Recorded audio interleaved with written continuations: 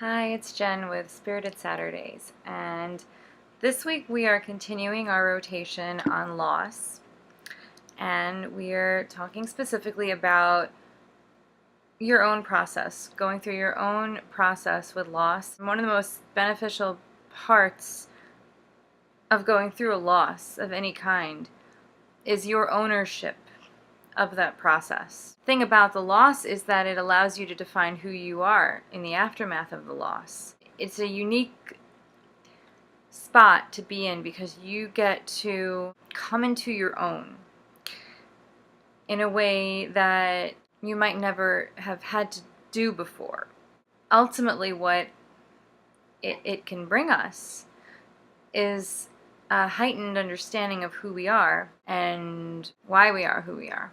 You get to really claim the way you deal with loss, and just like the way you claim the way you deal with recovery from an eating disorder, that process helps build you. It helps define you. It helps you see who you are, what you draw from, what you authentically see as helpful to you, that you might not have gotten a chance to see when you were in the eating disorder, when you really were affected by it. The absence of something almost forces us to explore what makes me tick. Why do I feel sad when this happens? Why do I feel angry when this happens? And if you're struggling with an eating disorder, you could ask yourself, what aspect of loss makes me want to go to my eating disorder? What can I tolerate? And what is really hard for me to tolerate? Part of defining your own process is defining your community. You get to call on other people to help you reframe things. I think a lot of times we can look at loss as transition. Loss is becoming. It's shifting. It's expanding.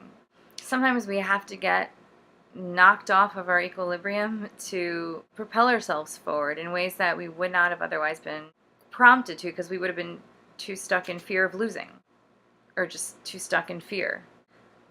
Loss often translates into creation.